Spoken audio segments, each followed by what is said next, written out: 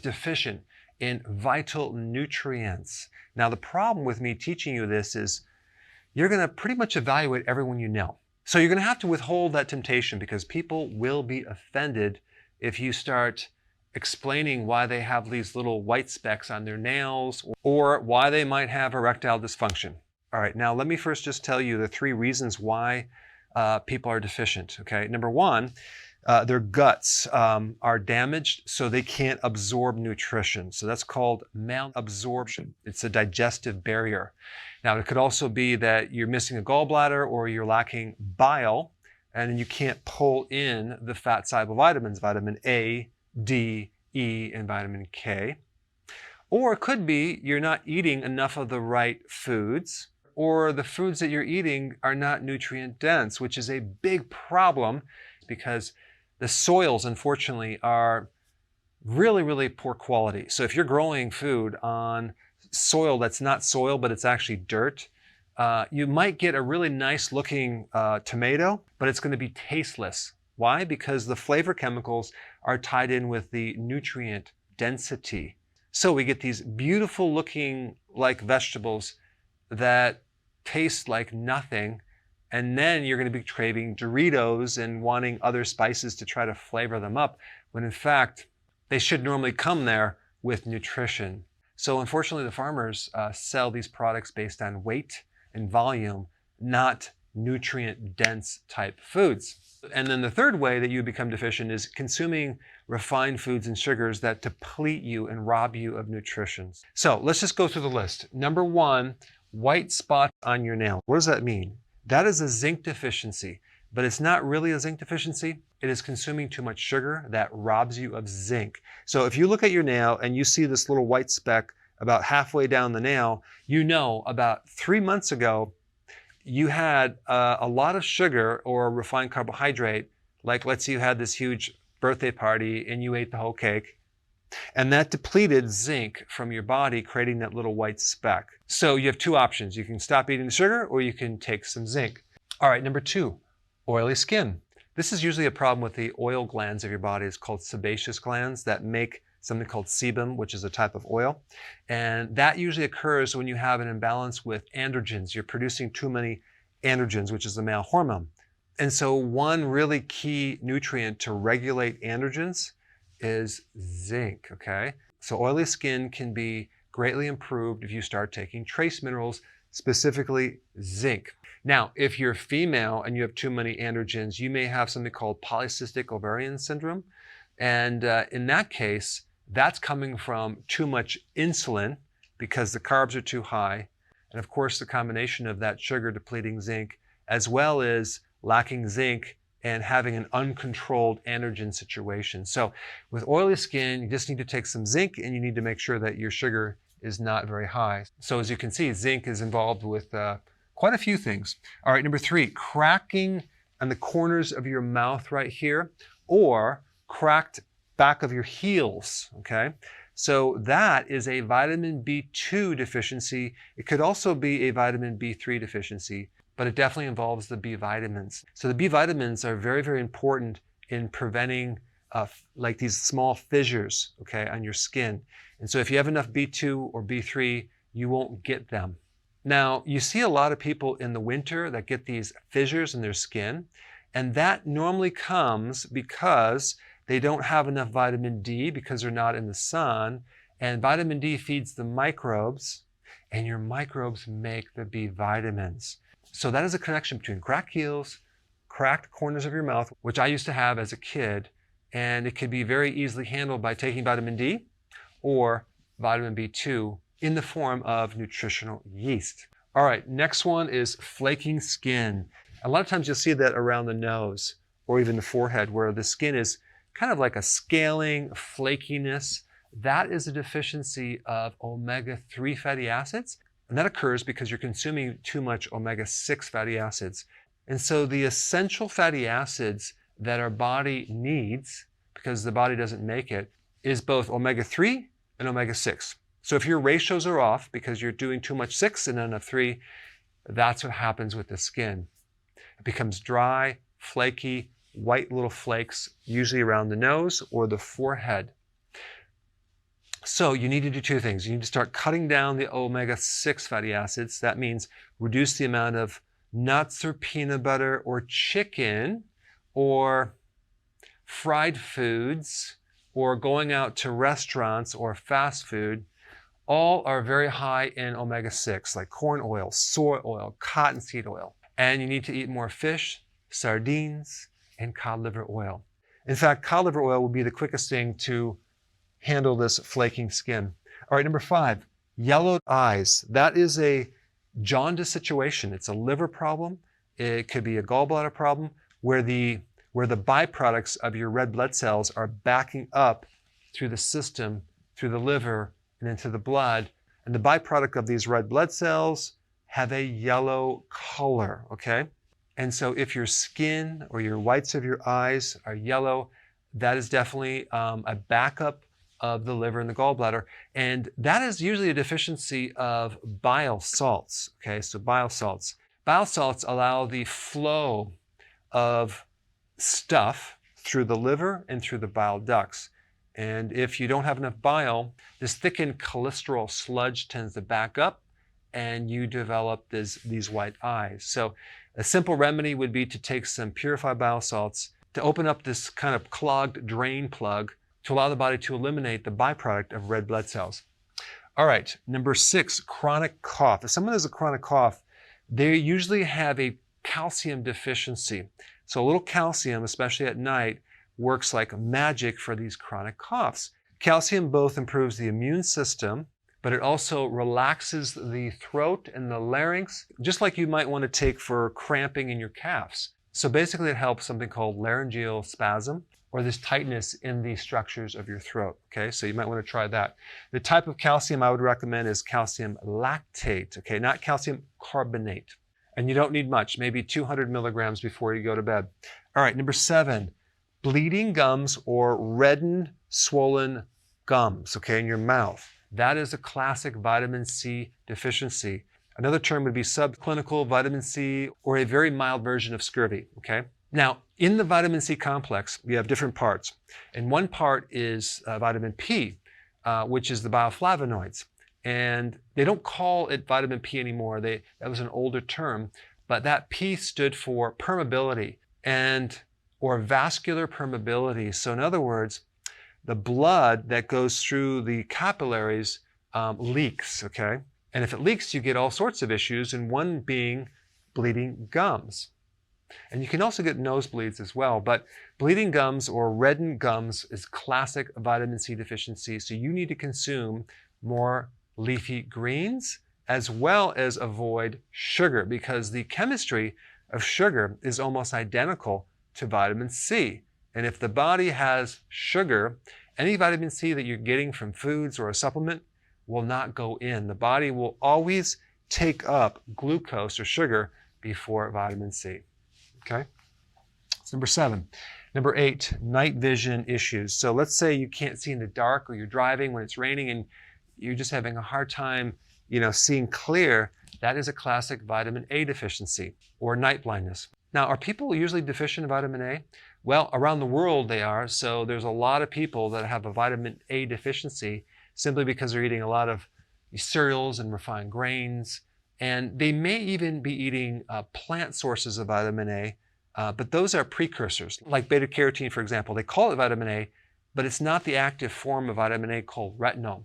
Retinol usually comes from animal products like dairy or butter or fish, fatty fish, definitely cod liver oil, and animal liver, like beef liver, for example, has a lot of vitamin A. And so if you're trying to get your vitamin A from plants, it's going to be very hard for you to convert that into the active form of vitamin A, which is retinol. But a really good source of retinol would be egg yolks, okay? So if you want to have enough retinol, just eat some egg yolks and you will definitely get enough, and then you'll start seeing better. The other thing to look at with vitamin A is your ability to absorb it, because maybe you don't have enough bile, or maybe your gallbladder is removed, or you have some liver issue because it's like fatty, for example. Then you can't absorb vitamin A, because vitamin A is a fat-soluble vitamin. Could be one cause. All right, next one is chapped lips. The cause of chapped lips is the same cause as cracking in the corners of the mouth or on the heels. It's a vitamin B2 deficiency.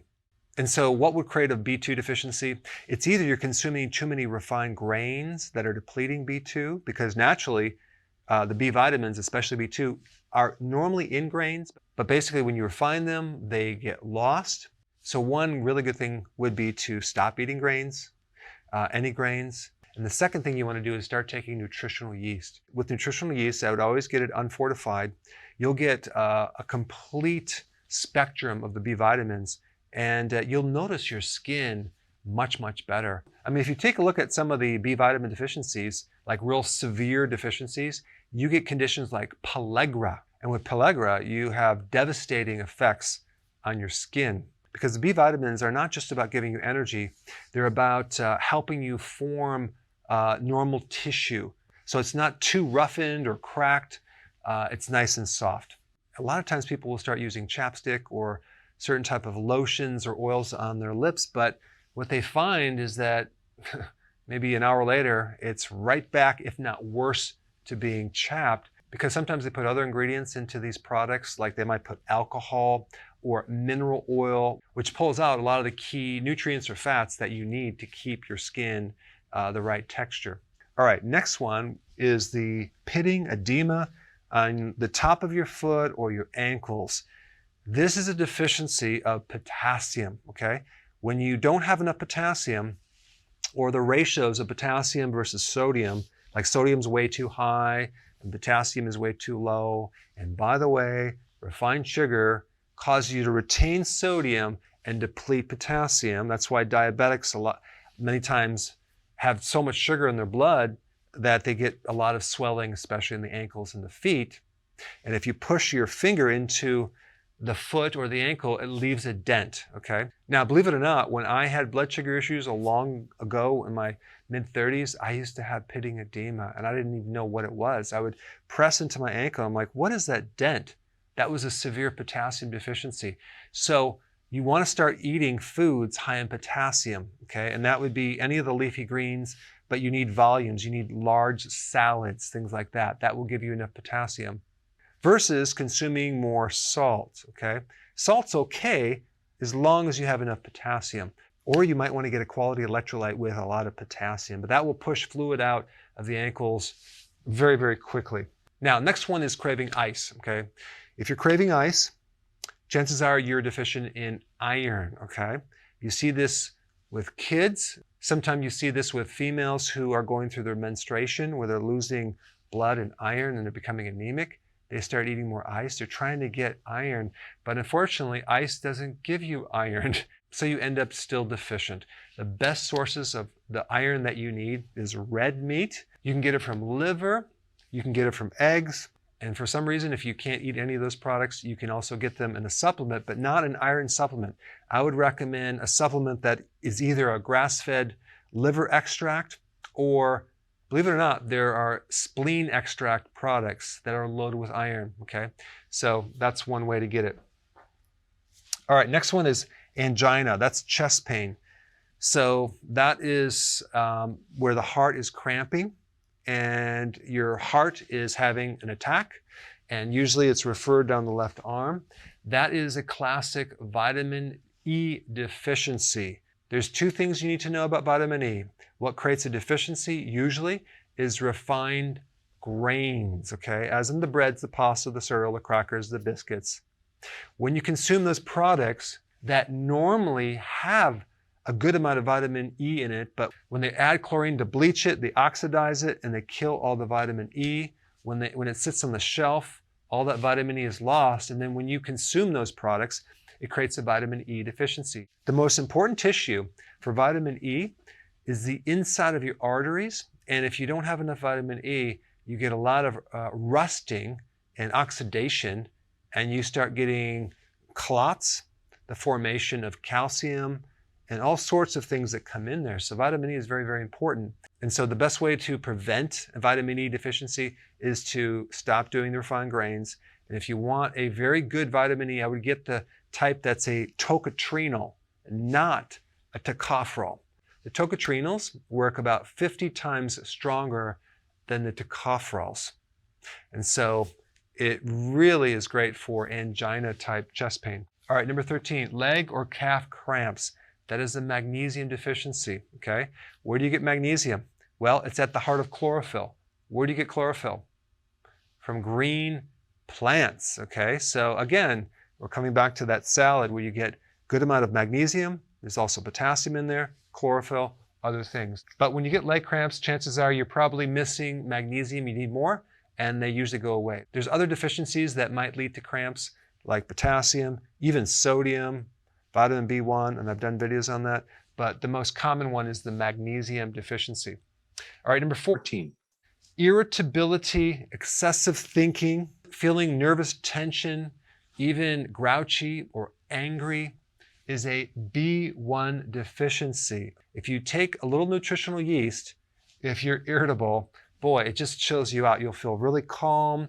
You'll be nice to be around. People will like you a lot better. Also, before you go to bed, if you have excessive thinking, just take some nutritional yeast before you go to bed, and that you can get it in tablets as well. I'll put a link down below for more information. But you talk about turning off that excessive mind thinking, solving all the problems of the world, which prevents you from sleep. It's really nice to be able to go to bed and not have to solve a million problems, so you can drift off and sleep. All right, 15, asthma. Asthma is a situation where you have inflammation in the lungs, and this can be greatly improved with vitamin D. So if you're deficient in vitamin D, which most asthmatics are, boy, that can just reduce inflammation and help you breathe. This is why during the summer months, when kids that have asthma, they're outside, they're exposed to the sun, their symptoms go away. There's a very, very important video on a breathing method that can help asthma. I'll put that down below if you haven't seen it. But there's a really important way of breathing to pull someone out of an asthmatic attack, within minutes. So you can check that out. 16, loss of the outer eyebrows, okay? This is usually a thyroid problem or an iodine deficiency situation where they're not able to make the thyroid hormones, because when you get to like T4, T3, you're really looking at the number of iodine molecules in that thyroid hormone. T4 is an inactive thyroid hormone. T3 is the active form because the body strips off an iodine molecule. So if you don't have enough of either T4 or T3, then you could potentially lose the outer eyebrows as one of the symptoms. So if you don't have eyebrows or you don't have the outside, just take some iodine in the form of sea kelp. That's one of the best sources. 17, tightness in the right trap area right through here, okay? All the way through here. If you have tightness right there, suspect gallbladder and suspect a lack of bile salts. If you don't have enough bile salts, things get all kind of stuck underneath the right rib cage. There's a little nerve called the phrenic nerve that goes right up to the right side. And so if you take purified bile salts, that thins the bile, allows the drainage, okay? And all of a sudden your right trap feels loose and it feels better, okay? I have additional information on that. I will share that in the description. But tightness in the right trap, 9 out of 10 times, it's totally gallbladder related because you don't have enough bile and it's getting all stuck and jammed up. It's backing up into the system, showing up in your right trap. 18, nightmares. One of the best ways to get rid of a nightmare is to take B1, nutritional yeast. There's this little thing in the brain called the amygdala, which regulates the emotion of fear. Okay, so it's involved in this fear response. And so, of course, nightmares involve fear. And its function is very, very similar to what the adrenals are all about, which is like a stress gland, but it's mainly involving that emotion of fear. And there's receptors for thiamine. And if you take more B1, thiamine, boy, does that just chill a person out and they feel better and they don't have nightmares anymore. So if your kids have nightmares, give them a little nutritional yeast. But the real question is, why are they deficient? Because they're consuming refined carbohydrates in the form of all the refined grains, the breads, the pasta, the cereal, the crackers, those things, as well as sugar. So you need to handle that as well. 19, craving for salty chips at night. If your body is deficient in sodium, okay, you're going to crave salt. But if you're exercising a lot and sweating, the need for sodium goes up. And so one of the symptoms or signs of a salt deficiency or a sodium deficiency is craving for salt, okay? So if you're craving for salt at night in the form of chips, the next day I would start to increase the amount of sea salt, not sodium chloride, in your diet, okay? So start beefing that up, putting on your food, maybe even putting some in some water and drinking that, where you get to the point at night you no longer crave salty chips, okay? Then we know you have enough. And so for years, I had this false idea that salt was bad and I rarely consumed salt. So I always ate foods lacking salt, lacking fat. Of course, at night, I was downing all these chips and salty popcorn and salty Doritos, but during the day, I was pretty much salt-free. So I had no concept of nutrition or this whole idea that salt was not bad if it was in the form of sea salt and if I had enough potassium, okay? I didn't know that at the time, but if you're craving salty chips at night, you need to balance out your electrolytes by adding more sea salt and make sure you have enough potassium as well. But you will find those cravings will go away. All right, number 20, stiff low back or low back pain is usually a vitamin D deficiency, especially if it's in the winter. And all you need to do is take some good amount of vitamin D, or you can even make your own vitamin D. I'll put that link down below if you haven't seen my recent video. But vitamin D is one of the best things to get rid of inflammation fast anywhere in the body, especially in the lower back.